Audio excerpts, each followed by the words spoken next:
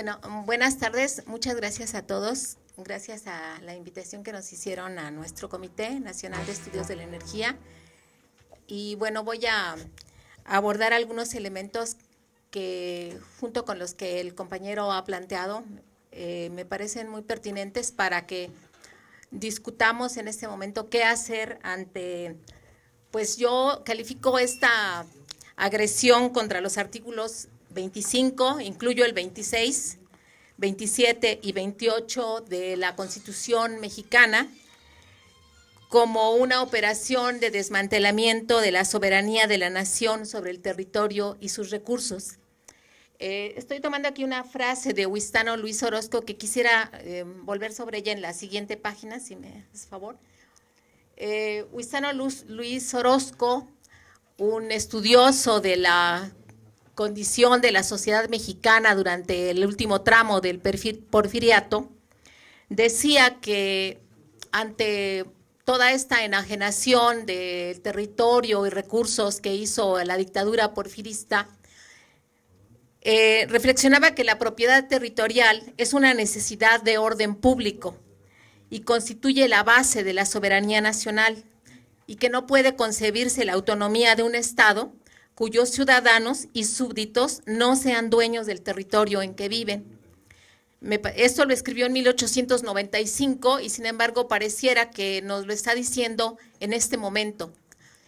Y la lucidez de Orozco fue uno de los indudables insumos del pensamiento de Andrés Molina Enríquez, el teórico que hizo la redacción básica del artículo 27 para el Congreso Constituyente de 1917,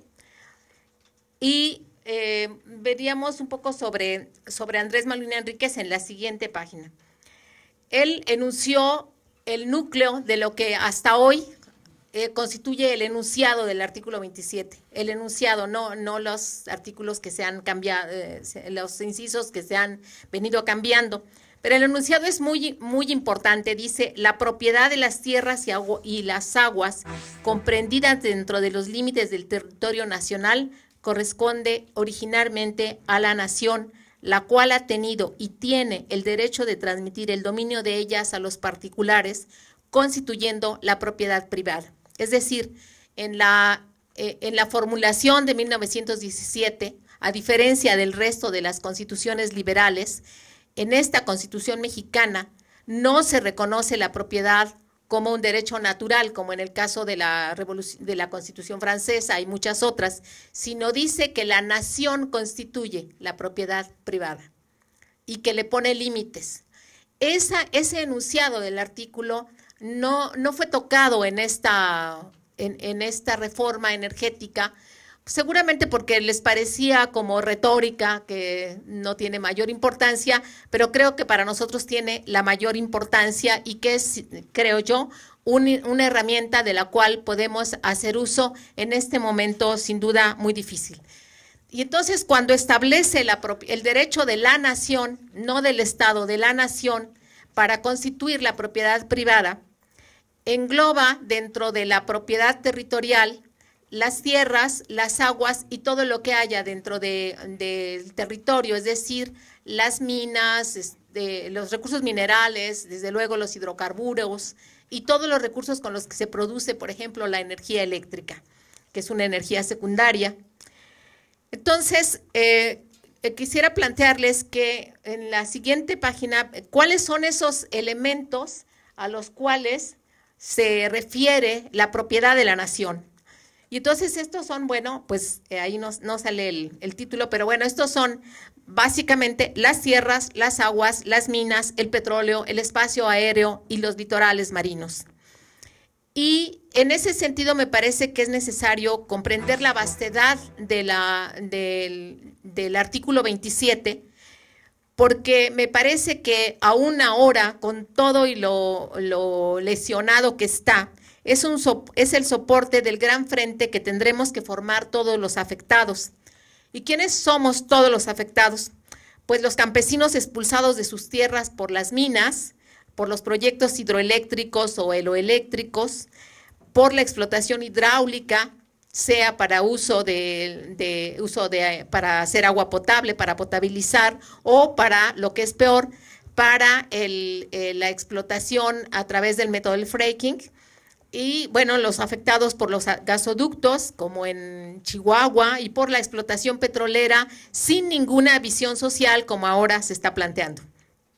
Desde luego, quienes son afectados también, pues son los trabajadores del sector energético, a los cuales ya se les anuncian los grandes despidos, el gran recorte de personal en Pemex y en Comisión Federal de Electricidad, y desde luego con el antecedente del despido de los camaradas de Luz y Fuerza del Centro del Sindicato Mexicano de Electricistas. Desde luego somos los habitantes urbanos que estamos sometidos a los altos precios de energía y agua,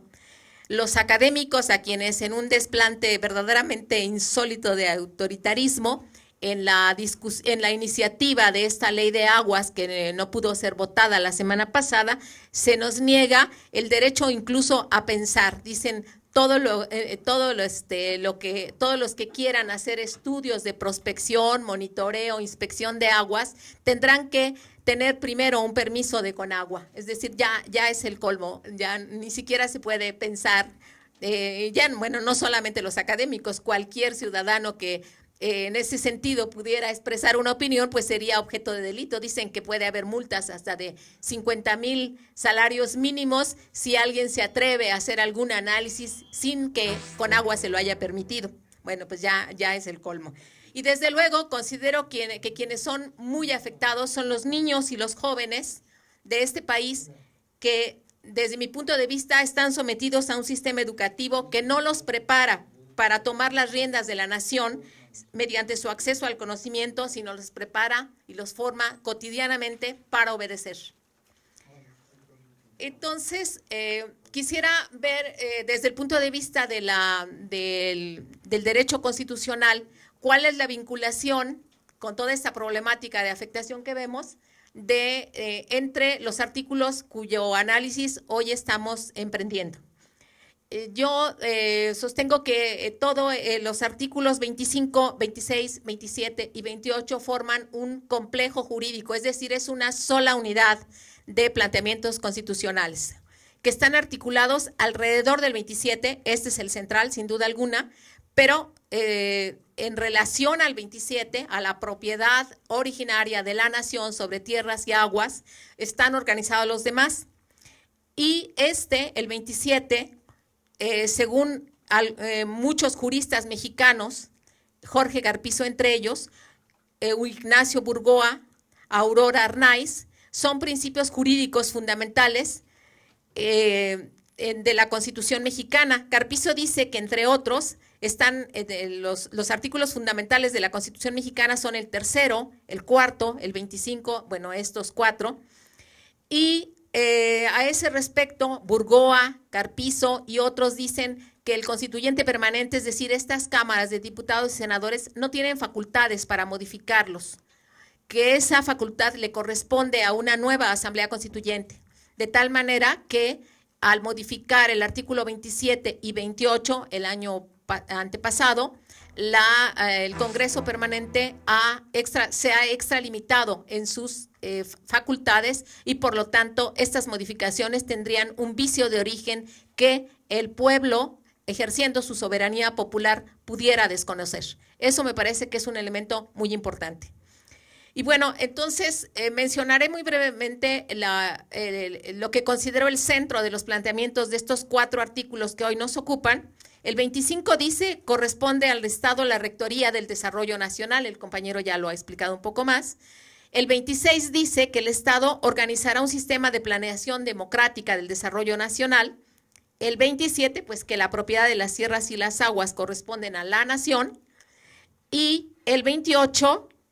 aún con la reforma que se le hizo, en el 4º párrafo dice que no se consideran monopolio la exploración y extracción del petróleo y los demás hidrocarburos realizadas por el Estado de manera exclusiva. Claro que ya sabemos que recortaron la petroquímica, etcétera, así como planeación y control del sistema eléctrico y el servicio público de transmisión y distribución de electricidad. Han quitado generación, sin embargo, está allí el planteamiento de que para el Estado son actividades que no se consideran monopólicas.